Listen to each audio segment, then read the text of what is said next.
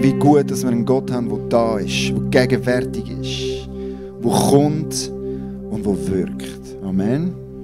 Yes. Hey, ich darf heute Morgen weitermachen, weiter predigen. In unserer aktuellen Predigtserie «Lehre uns beten». Und kleiner Spoiler-Alert für nächste Woche. Nächste Woche wird speziell. Das dürft ihr auf keinen Fall verpassen. Nächste Woche tun wir nämlich zum Thema predigen Gebet und der allwissende Gott. Und weil wir gemerkt haben in der Vorbereitung, in stundenlangen Diskussionen, okay, das ist ein tough one, haben wir gefunden, hey, wir tun zwei Teile die Predigt. Und wir haben gesagt, wir tun das zweite predigen. Das kann Taberin allein nicht machen, habe ich dann gesagt. Stimmt natürlich nicht, sie hat das gesagt, weil ich eigentlich hätte müssen. Nein. Wir haben gefunden, wir machen es zweiteilig. Wir werden jetzt auf der einen Seite auf theologisch-philosophische Art betrachten, wo wir wirklich wollen, intellektuell und mit viel theologischem Fachsimpeln probieren, dort ein paar Antworten rauszukitzeln. Und dann wollen wir es aber auch in einem zweiten Teil auf theologisch-seelsorgerliche Art betrachten. Also was macht das jetzt mit uns und wie können wir mit dem Thema umgehen? Also wir werden das zweite predigen. Wir haben extra den Gottesdienstablauf so angepasst, dass wir zuerst hier oben predigen und dann rennen wir beide runter und die gleiche Predigt das zweite unten auch noch halten. Von dem her, ich freue mich auf nächsten Sonntag. Ich glaube, es wird speziell und ich glaube, es wird wichtig. Also dürfen schon mal alle Bekannten und Verwandten einladen, die mit so einer Frage am Kämpfen sind, die das interessant finden, vielleicht auch, die gerne mal einen theologischen Diskurs möchten mithören, mitverfolgen. Hey, was gibt es da für Möglichkeiten, was gibt es da für eine Bandbreite? Also ich bin wirklich sehr gespannt und erwartungsvoll für nächsten Sonntag. Heute habe ich auch einen Glauben, ich habe auch eine Erwartung an heutigen Gottesdienst. Ich glaube, Gott möchte heute Morgen wirken und ich glaube, er möchte vor allem resignierte Beter wieder neu ermutigen, im Gebet dran zu bleiben. Das ist das Ziel, das ist mein Glaube für die heutige Predigt. Dort, wo wir aufgegeben haben, dort, wo wir vielleicht auch gar nicht gemerkt haben, dass wir aufgegeben haben, aber mit theologischen Konstrukten angefangen haben, Glauben minimieren und neu definieren, dort, glaube ich, möchte Gott uns neu ermutigen, voller Glauben dran zu bleiben im Gebet. Meine heutige Predigt geht nämlich um Ausharren im Gebet. Ausharren ist ein so schönes altes Wort, oder? Eins, das du ja wahrscheinlich nicht in deinem Alltag brauchst. Ich brauche es garantiert nicht in meinem Alltag. Ausharren ist jetzt nicht auch ein Trendwort, oder? Es ist nicht das Jugendwort vom Jahr 25, wird es wahrscheinlich auch nicht im 26 werden. Es ist ja nicht mega kulturell angebracht oder zu warten und zu erwarten und zu planen und zu hoffen und zu geduldig sein und zu dranbleiben, oder? Nicht Wörter, die wir brauchen, um die heutige Zeit zu beschreiben. Einverstanden? Schon, oder? Ich habe so ein aktuelles Beispiel erlebt mit meinem jüngsten Sohn, der Levian. Wir haben Sackgeld mit unseren Kindern eingeführt. Sie bekommen ihr Alter plus Schulklasse, wo sie sind, auf den Monat. Der Levian ist 6 und er geht in Kinski. Das ist bitter für ihn. Das bedeutet nämlich, er bekommt noch keinen Zustupf für die Klasse. Er bekommt einfach nur sein Alter. Und seine älteren Geschwister, die haben so viel mehr Geld als er, haben so viel mehr Möglichkeiten zum Geld zu sparen. Und so sind sie auch immer versucht, das Geld sofort gerade auszugeben, wenn es reinkommt. Und irgendwann haben wir gefunden, hey, weißt du, wir müssen ihnen das wie einen Anreiz geben, um ein bisschen zu sparen. Und da haben wir gesagt, also schaut, Regeln, wenn ihr es schafft, 50 Franken anzusparen, dann geben wir euch nochmal 5 dazu. Gilt es nur einmalig, also kannst du nicht einfach drunter und drüber, so bei den 50er Marken dann. Ist einfach ein einmaliger Deal. Wenn ihr es einmal schafft, zu den 50 Franken zu kommen, dann gibt es nochmal 5 Franken dazu. Und der Levian hat gespart und gespart und gespart. Dann kannst du dir mal ausrechnen, wie lange das geht, für einen 6-Jährigen, um 50 Franken zusammenzusparen. Und dann eines Tages sind wir am Sonntag bei meinen Eltern gewesen, und der Levian hat erzählt, er hätte schon 42 Franken angespart. Und wenn er 50 hat, dann bekommt er nochmal 5 dazu. Worauf sein Götti findet, weißt du was, ich habe 8 Franken da, oder? Bam! Der 50er voll, oder? Und jetzt gibt es natürlich kein Halten mehr, oder? Wir haben gewusst, das Geld, das wird so schnell wie möglich müssen ausgegeben werden. Also da kannst du nicht mehr jetzt noch irgendwie mit Vernunft da noch agieren. Und Dunja und ich haben alles daran gesetzt, um probieren zu kanalisieren, dass er sein Geld sinnvoll ausgibt und nicht für 50 Franken Süßigkeiten kaufen oder irgendwie so. Und wir haben es geschafft, ihn dazu zu motivieren, zu animieren, zum Kugelbahn-Teile zu kaufen. Es gibt eine spezielle Kugelbahn, Gravitrax heisst das. Haben ihm das schmackhaft machen, worauf er gefunden hat, jawohl, das kaufe ich mir. Und dann sind wir auf Galaxus gegangen und haben den Warenkorb gefüllt, bis es natürlich genau 55 Franken wert war, oder? Das muss jetzt alles ausgegeben werden. Und dann haben wir es bestellt und Dunja und ich schauen den Levian an und sagen so, eigentlich mit rechter Überzeugung so, dass das gut ist, gell? Hey Levian, weisst du was? Weil wir auf Galaxus bestellt haben, kommt es schon heute am Abend, was du bestellt hast. Worauf er findet, was? Erst heute am Abend? Und ich glaube, wir beten so, wie Kinder warten. Was? Erst heute am Abend erhörst du mein Gebet. Und ich glaube, wir haben, wie Kinder verlernt haben zu warten, oder das gar nicht gelernt haben zu warten, so sind wir einfach auch nicht mega stark drin, auszuharren und zu warten, zu hoffen auf etwas, was wir von Gott gerne möchten, wo wir im Gebet dranbleiben.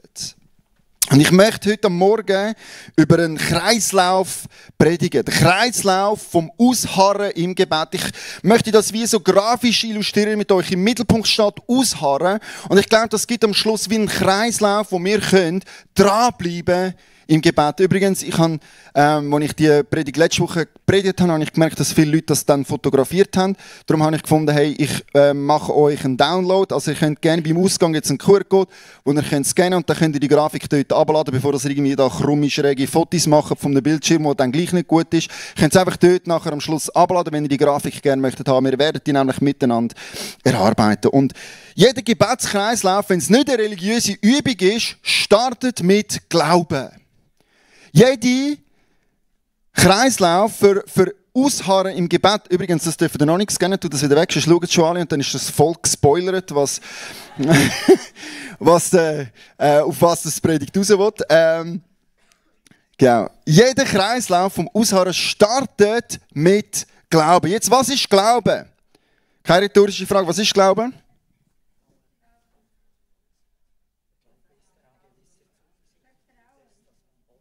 Genau. Richtig, und wo steht das? 11, Vers 1. Genau, dort steht das. Hebräer 11, Vers 1. Dort ist die Definition von Glauben, es ist eine gewisse Zuversicht auf etwas, was man noch nicht sieht, aber darauf vertraut, dass es im Himmel bereit ist für uns. Dass Gott das für uns bereitet. Also jedes Ausharren startet mit Glauben. Jetzt, wenn wir mal ehrlich sind, ist Glaube etwas mega Cooles, aber Glaube ist auch etwas Schwieriges. Mach einfach ein kurzes Beispiel wieder mit Kindern. Ich finde, von Kindern kannst du so viel lernen, gell? Wenn Kinder glauben, dann glauben die mit ihrem ganzen Wesen.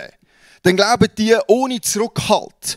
Zum Beispiel letztes Jahr an der EM24 haben meine Kinder von ganzem Herzen geglaubt, dass die Schweiz Europameister wird im Fußball. Das war eine Gewissheit von etwas, was sie noch nicht gesehen haben. Aber sie sind sich sicher gewesen, dass das so wird kommen. Und jegliche Wort von der Ernüchterung und zum sagen, hey, aber hey, vielleicht musst du vielleicht jetzt da nicht ganz so fest drauf hoffen, sind wertlos gewesen, weil meine Kinder, die haben sich Trikots gewünscht auf den Geburtstag, die haben sich rot-weiß angelegt, die haben Watchpartys organisiert bei uns daheim, die haben Flaggen aufgehängt überall, also es war rot-weiß gewesen. Und die Kinder, es hat erst recht kein Halten mehr gegeben, wo wir ja dann sogar noch ins Achtelfinale gegen Italien 2-0 gewonnen haben, oder? Ab dann war es eine Gewissheit gewesen, die Schweiz wird den Titel heimbringen, oder? Und dann ins Viertelfinale gekommen, im Penalty-Schiessen gegen England verloren. Das bodenlose Elend hat sich unter meinen Kindern aufgetan. Und es ist aus einer Watchparty eine Latchparty geworden. Sie sind auf dem Sofa gehockt und voller Enttäuschung mit der Realität konfrontiert wurden, dass das, was sie geglaubt haben, eben nicht so gekommen ist, wie sie gemeint haben, dass das kommt. Und weißt du was? Ich glaube, das ist für unseren geistlichen Glauben gar nicht so anders. Und ich möchte jetzt ein Statement machen, über das habe ich viel nachgedacht und ich möchte es wirklich so sagen. Voller Glaube führt zu voller Enttäuschung. Wenn wir so glauben, wie Kinder glauben, ohne verhandeln, ohne Erwartungen absetzen, wenn wir wirklich von ganzem Herzen glauben, dann werden wir von ganzem Herzen enttäuscht werden. Es wird dazu führen, dass Sachen, die wir von Gott erbeten, die wir im Gebet zu Gott geben und wirklich wie ein Kind glauben und wirklich von ganzem Herzen darauf vertrauen, dass Gott das tut, dann werden wir enttäuscht werden. Das geht gar nicht anders. Auch unsere grössten Glaubenshelden in der Bibel haben ausnahmslos alle Sachen von Gott erbetet, die nicht passiert sind, die nicht so gekommen sind, wie sie sich das erwünscht haben. Und ich glaube, das ist eine Realität, wenn wir mal ehrlich sind und allen uns das eingestehen, dann bedeutet das, wir glauben, dass wir uns automatisch der Enttäuschung aussetzen. Es hat mich zutiefst getroffen, als ich eines Abends am Bett von einem Kind von mir, das krank war, gefragt habe, wollen wir zusammen beten, dass Gott dich heilt? Und mein Kind sagt, nein, ich will nicht, das bringt ja doch nichts. Wow, ich sage euch, was hat das mit mir gemacht? Die ganze Enttäuschung konfrontiert und in Realität zu erleben. Mein Kind hat geglaubt, dass Gott heilt. Hat geglaubt, dass wenn wir beten, dass Gott antwortet. Und es ist nicht passiert. Dann ist einfach die Enttäuschung eine Realität.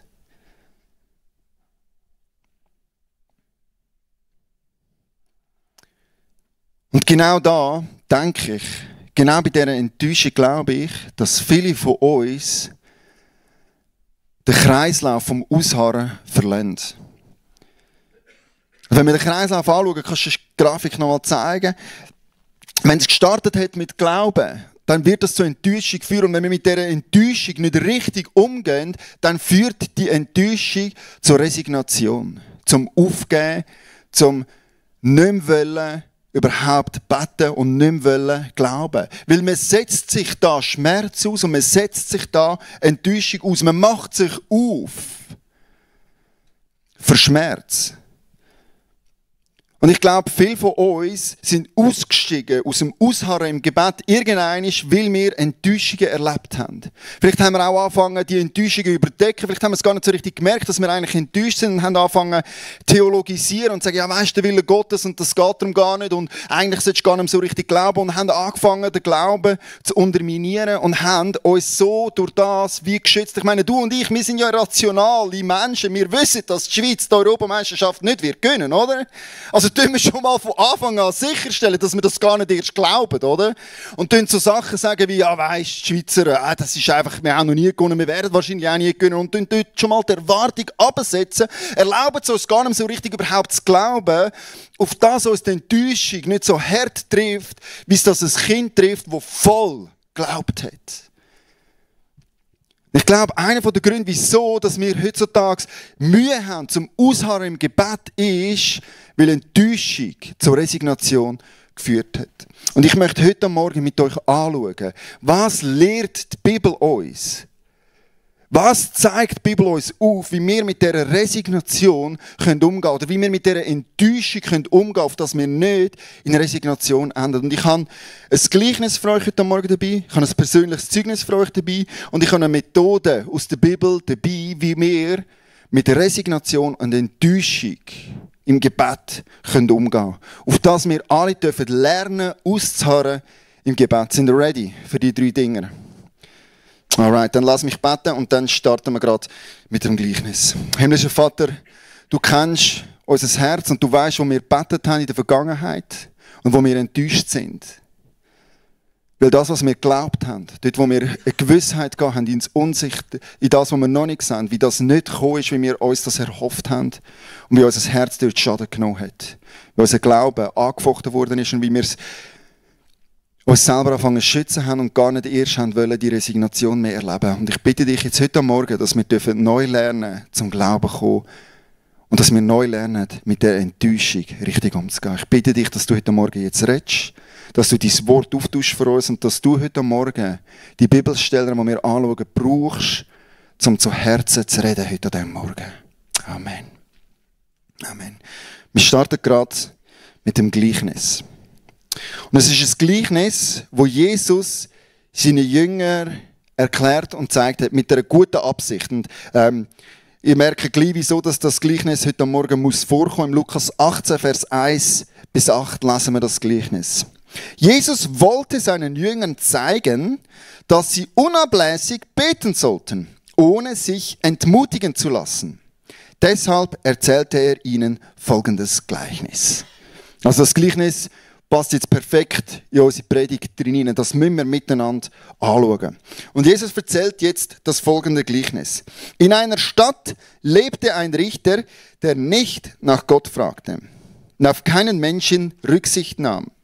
In der gleichen Stadt lebte auch eine Witwe. Sie kam immer wieder zu dem Richter und bat ihn, verhilf mir in der Auseinandersetzung mit meinem Gegner zu meinem Recht.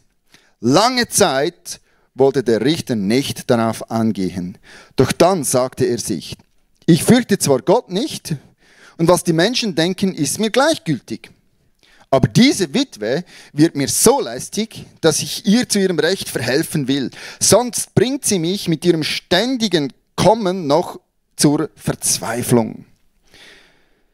Das ist jetzt nicht der beste Charakterleumund von dem Richter, wo man da so lesen kann, aber okay. Und dann erklärt Jesus, der Herr fuhr fort, habt ihr darauf geachtet, was dieser Richter sagt, dem es überhaupt nicht um Gerechtigkeit geht? Sollte da Gott nicht erst recht dafür sorgen, dass seine Auserwählten, die Tag und Nacht zu ihm rufen, zu ihrem Recht kommen? Und wird er sie etwa warten lassen? Ich sage euch, er wird dafür sorgen, dass sie schnell zu ihrem Recht kommen. Also Jesus erklärt das Gleichnis und es ist mir noch wichtig, dass wir den Punkt von dem Gleichnis richtig verstehen. Dass wir die Essenz rausgehören, was Jesus für einen Punkt da macht und seine Jünger weitergeben. Und ich glaube, es ist nicht der Punkt von Jesus, dass er seine Jünger ermutigt und sagt, hey, seht ihr die Witwe? Schau mal, wie sie den Richter plagt, oder? Hey, Tag und Nacht ist sie von seiner Tür und nörgelt und leitet mit den Ohren, bis der Richter endlich gibt, was die Frau zu gut hat. Genau so müsst ihr auch beten. Ihr müsst jetzt zu Gott gehen und ihr müsst im Toren voll jammern und ihr müsst dranbleiben und wenn dann das Maß von eurem Gemotze voll ist, dann wird Gott wie der Richter halt finden, dann halt nimm's, oder? Das ist nicht der Punkt von dem Gleichnis. Der Punkt von dem Gleichnis ist, wenn sogar ein Richter, ein böser Richter, sich zum Guten überreden lässt, wie viel mehr wird ein guter Gott das Beste für euch wollen? Das ist der Punkt, den wir hier rausnehmen müssen. Wenn sogar ein böser Richter sich zum Guten überreden lässt, wie viel mehr will ein guter Gott das Beste für uns? Das Gleichnis soll uns die Absicht Gottes für unser Leben offenbaren. Es soll festhalten, hey, wenn wir vielleicht eines Tages so enttäuscht worden sind, dass wir uns fragen, hey, hat eigentlich Gott noch das Gute für mich im Sinn? Wette er überhaupt, dass es mir gut geht, wenn er ja meine Gebete nicht erhört? Das wäre eine Frage, die könnte man sich stellen. In der Resignation drin, dass man zum Schluss kommt, weisst du was? Gott will ja gar nicht das Gute für mich. Ich bin ihm ja schlussendlich egal. Das Gleichnis soll klar machen, hey, wenn sogar ein schlechter Mensch kann zum Guten überredet werden, wie viel mehr will ein guter Gott das Beste für uns? Das Gleichnis zeigt uns die Absicht Gottes auf. Es ermutigt uns, dran zu bleiben im Gebet und nicht zu vergessen, dass Gott die guten Pläne für unser Leben hat. Dass das, was er für uns denkt und plant, dass das zu unserem Segen ist. Wir dürfen und sollen immer wieder zu Gott gehen mit all unseren Anliegen, mit allem, was uns beschäftigt, weil er meint ultimativ gut mit uns. Und das ist etwas, das steht fest. Das dürfen wir nicht mehr hinterfragen. Das darf wie klar sein. Hey, in allem Gebet, in allem zu Gott gehen, in allem enttäuscht sein. Lass uns nie vergessen, dass Gott wirklich gute Absichten für unser Leben hat. Ja, Das ist das Erste, was wir lernen und wissen in dem Ausharren im Beten drinnen. Wir dürfen ausharren im Gebet, im Wissen, dass wir einen Gott haben, der ultimativ das Beste für uns im Sinn hat. Ob Gebet jetzt erhört werden, so wie wir das haben wollen, oder vielleicht auch nicht, steht trotzdem fest, dass wir einen guten Gott haben, der das Beste für uns will. Dann ein kurzer Einschub, was ich auch noch sehr spannend finde in der Bibel, ist die Einsetzung der Diakonen. In der Apostelgeschichte 6, Vers 4 lesen wir, wie die Apostel, nachdem die Kirche gestartet hat, nachdem dass viele Menschen zum Glauben gekommen sind, sind sie konfrontiert mit logistischen Aufgaben. Und die logistischen Aufgaben fangen sie langsam an überwältigen und sie merken, wie dass sie gar keine Zeit mehr haben fürs Wesentliche. Und so lesen wir in der Apostelgeschichte 6, Vers 4, wie sie Diakonen eingesetzt haben. Wir selbst aber werden uns weiterhin ganz auf das Gebet und den Dienst der Verkündigung des Evangeliums konzentrieren. Also, der erste Kirche ist es ultimativ wichtig gewesen, dass das Gebet nicht überlagert wird von anderen Fragen und von anderen Themen, sondern sie haben angefangen, Zeit und Geld zu investieren ins Gebet. Weil sie überzeugt waren, dass das erste Priorität haben soll. Sie haben dafür gesorgt, dass die Menschen, die Apostel, dass die genug Zeit haben zum Beten und zum Lehren. Und haben andere Menschen gefunden, haben die angestellt, haben die bevollmächtigt, dass die Leiter der Kirche im Gebet dürfen bleiben. Und ich finde das eine gute Frage für uns. Hey, ist uns Gebet, ist uns Ausharren Geld und Zeit wert? Sind wir ready, zum Geld und Zeit ins Gebet zu investieren? Auf das wir auch können, wie die dranbleiben und die Priorität vom Ausharren nicht verlieren. Das war das Zeugnis. Jetzt kommen wir, das ist das Gleichnis. Jetzt kommen wir zum Zeugnis. Es gibt jetzt noch die andere Situation. Es gibt Situationen, wo Ausharren nicht mehr dran ist. Das gibt es tatsächlich. Ich möchte euch das Zeugnis vorlesen von Paulus, wo er schreibt in 2. Korinther 12, 7-9. Dort schreibt der Paulus folgendes Zeugnis. Gerade deshalb nämlich, um zu verhindern, dass ich mir etwas darauf einbilde, ist mir ein Leiden auferlegt worden, bei dem mein Körper wie von einem Stachel durchbohrt wird. Einem Engel des Satans wurde erlaubt, mich mit Fäusten zu schlagen, damit ich vor Überheblichkeit bewahrt bleibe. 3-mal habe ich deswegen zum Herrn gebetet und ihn angefleht, der Satansengel möge vor mir ablassen. Und wenn der Paulus da schreibt, 3-mal habe ich gebetet, dann ist das nicht, jo Gott, würdest du bitte den Stachel wegnehmen? Nein, einisch. Sondern wenn dort steht, er hat 3-mal darum gefleht, dann bedeutet das, er ist in einer tiefen Zeit, in einer langen Ausharren drinnen gewesen. Also es ist nicht einfach quasi so ein Stossgebet gewesen, das ist halt nicht passiert, oh well, let's move on, sondern 3-mal, wir dürfen da wirklich annehmen, hey, der Paulus hat intensiv für das Gebetsanliegen gebetet. Wir wissen ehrlich gesagt auch nicht, da gibt es ganz viele theologische Diskussionen und Diskurse und Ideen und Theorien, was der Stachel genau war. Von seelischem Leiden bis, ja, er war vielleicht blind gewesen oder blind geworden, weil er hat dann angefangen, Briefe diktieren und er schreibt am Schluss, das schreibe ich euch mit eigener Hand. Vielleicht ist er blind geworden, vielleicht hat er irgendeine Schmerzen gehabt in seinem Körper, vielleicht ist es auch ein seelisches Leiden gewesen. Es gibt ganz viele verschiedene Anschauungen. Und ich glaube, der Punkt ist, es ist gar nicht so wichtig, was es genau war. Aber wir wissen, der Paulus hat irgendetwas gehabt, einen Dorn in seinem Fleisch, wo ihn zum Leiden gebracht hat, wo nicht lustig war. Und er ist zu Gott gegangen mit dem Anliegen und hat intensiv für das gebetet. Und dann lesen wir weiter. Der Herr fuhr fort. Lesen wir weiter. Doch der Herr hat zu mir gesagt, meine Gnade ist alles, was du brauchst, denn meine Kraft kommt gerade in der Schwachheit zur vollen Auswirkung. Ja, ich kann es von ganzem Herzen akzeptieren, dass ich wegen Christus mit Schwachheiten leben und Misshandlungen, Nöte, Verfolgungen und Bedrängnisse ertragen muss. Denn gerade dann, wenn ich schwach bin, bin ich stark. Es gibt also die Situation, wo Gott sagt, jetzt ist Ausharren nicht mehr dran. Für das musst du jetzt nicht mehr beten. Das ist wie eine abgeschlossene Sache.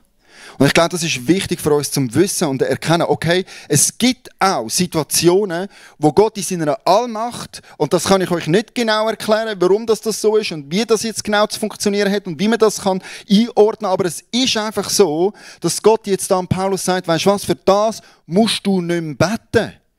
Das erhöre ich so nicht. Ich nehme den Stachel nicht einfach zum Fleisch raus.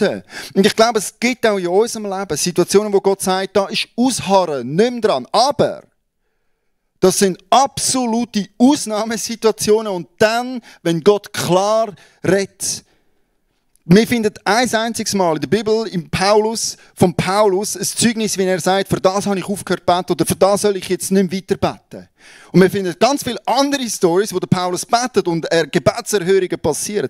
Aber ich glaube, es ist für uns wichtig zu verstehen, okay, es gibt es in dem Fall auch in unserem Leben, dass Gott vielleicht eines Tages in gewissen Situationen sagt, das bleibt jetzt so und das hat seinen Sinn. Das hat einen Grund, wieso das so ist und das soll und darf so bleiben. Auch wenn es Schmerzen verursacht, hat das einen höheren Sinn. Das ist aber nur, wenn Gott klar redet zu uns. Das ist jetzt nicht eine Regel, quasi, okay, 3 ist in dem Fall die Zahl, oder? 3-mal beten wir, und wenn es dann nicht ist, dann ist es abgeschlossen, oder? Nein, das ist nur dann, wenn Gott zu dir persönlich das redet und zeigt, dann dürfen wir auch aus einem Prozess vom Ausharren aussteigen. Und das bringt mich jetzt zum dritten, zu einer Methode, wie wir mit Enttäuschung umgehen können. Die Bibel gibt uns eine Methode, wie wir mit Enttäuschung umgehen können, nämlich eine Anklage. Eine Anklage. Wir lernen und lesen in der Bibel, wie Menschen, die enttäuscht und verletzt sind, anklagen. Und ich glaube, wir tun viel zu wenig anklagen in unserer heutigen Zeit und in unserem Glauben drinnen. Wir sollten lernen, neu anklagen. Und wir müssen lernen, das richtig zu machen, wie Anklage wirklich funktioniert. Und Anklage ist nicht, dürfen wir nicht verwechseln mit Nörgeln oder Murren. Anklage ist nicht einfach Motzen, sondern Anklage ist eine spezifische Methode, wie man mit Enttäuschung und Schmerzen umgeht. Und was Anklage so speziell macht und wieso das Teil darf sein, soll sein von unserem Gebetsleben ist, weil es bedeutet, mit der Anklage geht man nämlich zu Gott hin.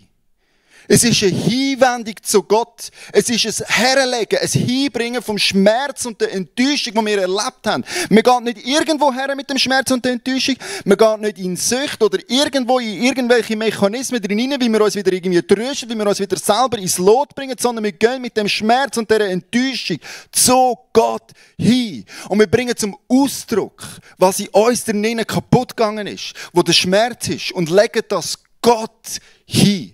Das ist Anklage. Und ich glaube, es ist ganz wichtig, dass wir neu lernen, dort wo Glauben enttäuscht worden ist, mit dieser Enttäuschung zu Gott zu gehen. Und ihm sagen, Gott, warum hast du das nicht erhört? Warum hat die Person das Leiden? Was läuft bei dir, Gott? Wir müssen neu lernen, bei Gott anzuklagen, auf dass wir nicht Glauben verlieren und ab dieser Enttäuschung anfangen, komische theologische Konstrukte aufbauen, dass wir nicht mehr enttäuscht sind. Sondern die richtige Art und Weise, um mit Enttäuschung umzugehen, ist, zu Gott hinzugehen und es ihm hinlegen. Wir finden in der Bibel Klagepsalmen. Wenn du dir überlegen würdest, dass du das beten würdest, dann würde ein paar rote Ohren bekommen. Ich möchte euch vorlesen, der Psalm 13, ein Klagepsalm, wo der Psalmist zum Ausdruck bringt. Das ist ein Gebet, das wir jetzt gerade miteinander lesen. Wir lesen jetzt ein Gebet, wo jemand zum Ausdruck bringt, was in einem drinnen am passieren ist. Im Psalm 13, Vers 1 bis 5. Wie lange noch, Herr, willst du mich vergessen? Etwa für immer? Wie lange noch willst du dich vor mir verbergen? Wie lange noch muss ich unter tiefer Traurigkeit leiden und den ganzen Tag Kummer in meinem Herzen tragen? Wie lange noch darf mein Feind auf mich herabsehen? Schau doch her und antworte mir, Herr, mein Gott. Gib mir neuen Mut und lass meine Augen wieder leuchten, damit ich nicht in den Todesschlaf sinke. Mein Feind soll nicht sagen können, jetzt habe ich ihn endgültig besiegt. Meine Gegner sollen nicht jubeln und sich freuen, wenn ich den Halt verliere. Was für eine Anklage bei Gott. Du hast mich vergessen. Du bist nicht mehr da. Wieso? Wieso antwortest du mir nicht? Ich bin da am Sterben. Todesschlaf ist Sterben. Da ist ein tief bedrückter Mensch, wo seine Enttäuschung und sein Frust und sein Leiden und sein Schmerz direkt zu Gott bringt. Und ich glaube, wir dürfen das neu lernen und neu in unser Gebetsleben einbauen, dort, wo wir enttäuscht sind, zu Gott zu gehen und das bei ihm zu bearbeiten. Und weißt du, es ist spannend, in diesen Klagepsalmen gibt es einen einzigen Psalm, wo nur Klage ist. Jeder andere Psalm hat wie so einen stillen Vers. Es ist ein stiller Vers, das hat einen Namen bekommen. Es ist ein Vers, den du und ich in der Bibel nicht lesen können. Der ist nicht ausgeschrieben, der ist nicht ausformuliert. Aber wir stellen fest, immer wenn die Psalmisten zu Gott gehen und die Klage zum Ausdruck bringen, dann gibt es wie so einen Moment, so ein Vers, wo irgendetwas passiert. Das ist nicht ausgeschrieben, das kannst du nicht nachlesen, was genau dort drinnen passiert, in diesem stillen Vers drinnen. Aber irgendwie in dieser Begegnung, in dieser Auseinandersetzung mit Gott passiert etwas, dass die Klage zum Jubel kehrt. Und ich möchte jetzt mit euch im Psalm 13 den nächsten Vers lesen. Ich habe nichts rausgeschnitten, by the way. Das ist der nächste Psalm, der jetzt kommt, wo wir jetzt miteinander werden lesen, der Vers 6. Dort schreibt die gleiche Person, die vorher gesagt hat, wie lange noch, Herr? Wie lange noch? Hast du mich vergessen? Die gleiche Person schreibt im nächsten Vers: Doch ich will auf deine Güte vertrauen, von ganzem Herzen will ich jubeln über deine Rettung. Mit meinem Lied will ich dem Herrn danken, weil er mir Gutes erwiesen hat. Das ist der nächste Vers. Aus dieser Anklage daraus raus. Aus dem Beschäftigen aus dieser Auseinandersetzung mit Gott, mit Lied, entsteht ein neuer Jubel, entsteht eine neue Hoffnung. Da passiert etwas, wenn wir zu Gott gehen mit unserem Leiden, dann kann er antworten, dann kann er wiederherstellen, dann kann er unsere Seele sorgen und dann kann er unsere Klage wieder zurück in die Hoffnung bringen. Und ich möchte dich fragen heute Morgen, hey, hast du auch so stille Verse? So in dieser Anklage, etwas, das dich zurück von der Anklage in die Hoffnung hineinbringt. Weißt du, was ist es in meinem Leben? Was sind meine stillen Verse? Es ist da Erinnern, was Gott in der Vergangenheit da hat. Es ist mich daran erinnern, was er mir Gutes schon in der Vergangenheit da hat. Ich habe schon erlebt, wie Gott mich für ein spezifisches Thema in ein Ausharren hineingeführt hat. Er hat mir wirklich aufgezeigt, aufgegeben, ich habe gebetet für das. Jeden Tag regelmäßig. Bleib dran. Für das Thema sollst du regelmäßig beten. Und ich habe das gemacht und ich bin ehrlich, ich habe nicht viel Hoffnung gesehen in meinem Umfeld, dass das irgendwie erhört wird. Und eines Tages hat es Gott einfach erhört und es ist gekommen, wie ich gebetet habe. Und ich bin Gott so dankbar für das. Und jedes Mal, wenn ich jetzt wieder enttäuscht bin, wenn ich wieder meinen Glauben nicht erhört habe bekommen, wenn ich wieder mit dieser Enttäuschung konfrontiert bin, dann erinnere ich mich daran, nach der Anklage, dass Gott mein Gebet in der Vergangenheit schon erhört hat. Und das gibt mir neue Hoffnung zurück. Wir lesen im Psalm 103, Vers 2. Preise den Herrn meine Seele und vergiss nicht, was er dir Gutes getan hat. Ich liebe die Formulierung von dem Vers.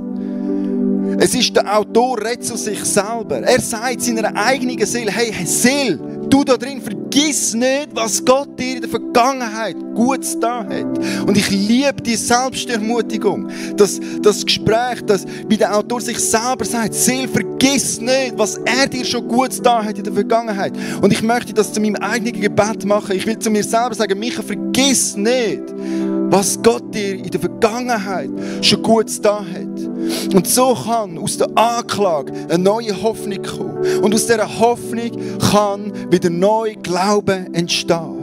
Und wir können ausharren, dranbleiben in dem Glauben, dass Gott Gebet erhört. Und wir müssen nicht in der Enttäuschung verweilen. Wir müssen nicht resignieren, sondern wir dürfen dranbleiben im Gebet, nicht aussteigen aus der Hoffnung, aus dem Gebet, dass Gott eines Tages wird unsere Gebetsanliegen erhören und dass er es gut meint mit uns. Und ich muss auch nicht meinen Glauben klein machen. auf dass meine Enttäuschung auch klein ist. Sondern ich möchte euch heute Morgen ermutigen, hey, glaubt von ganzem Herzen wie Kinder. Und ja, ich mute euch Enttäuschung zu, wenn ich das sage. Und ich möchte, dass wir die Enttäuschung voll spüren. Und dass wir mit dieser Enttäuschung, wie sich das gehört, zu Gott gehen. Dass das nicht etwas ist, was uns von Gott trennt und uns wegbringt von Gott, sondern dass es auch das etwas ist, was uns zu Gott hinbringen kann. Wo wir im Gebet mit ihm besprechen und die Enttäuschung zum Ausdruck bei ihm bringen. Auf dass er unsere Hoffnung wieder aufbauen kann, auf dass er uns Glauben zurückgeben kann. Und ich glaube auch, dass Gott einfach Gebet auch erhört, wenn wir drin bleiben.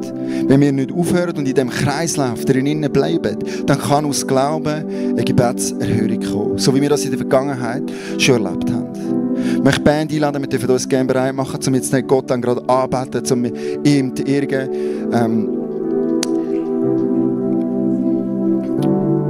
Möchte ich jetzt einfach vorher noch fragen, bevor wir jetzt dann gerade im Gebet die Predigt abschliessen. Wo bist du in diesem Kreislauf unterwegs? Wo bist du so unterwegs? Hast du komplett aufgehört mit Ausharren im Gebet? Weil einfach die Enttäuschung immer dich wieder getroffen hat? Vielleicht bist du voll auch resigniert und hast gar nicht mehr den Mut oder den Willen, um für gewisse Sachen überhaupt noch zu beten. Getraust du dich, den Schmerz bei Gott anzuklagen? Vielleicht ist es für einige von euch jetzt dran, zum mal einen Klagepsalm zu schreiben. So einen Psalm ausschreiben. Was geht eigentlich gerade so ab bei mir drinnen? Vielleicht ist das, was dir helfen kann, wieder zurück zur Hoffnung zu kommen. Was sind deine stillen Psalmen, deine stillen Verse? Die du vielleicht gar nicht ausschreibst, aber die trotzdem irgendetwas tief in dir drinnen machen. Möchte ich ermutigen, neu auszuharren im Gebet. Lass uns doch zusammen aufstehen, dann können wir zusammen beten und nachher gerade einsteigen, alle zusammen in eine Anbetung drin.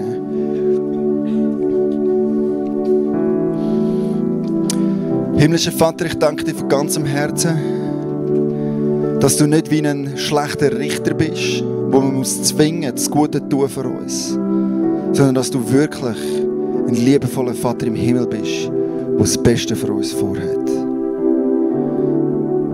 Und ich möchte dich jetzt einfach bitten, für dort, wo wir alle Enttäuschungen und Schmerz erleben, dort, wo Glauben nicht erhört worden ist, dass du uns hilfst, wieder zurück zur Hoffnung zu kommen. Wir möchten das Lernen bei dir anklagen und neu lernen, Hoffnung zu schöpfen in diesen stillen Versen drinnen, wo du zu unserer Seele kannst reden. Wir sind fertig mit Schmerz und Klage überall anders herzubringen, sondern wir möchten jetzt wirklich zu dir kommen mit dem Leiden. Wir möchten lernen, auszuharren im Gebet. Amen.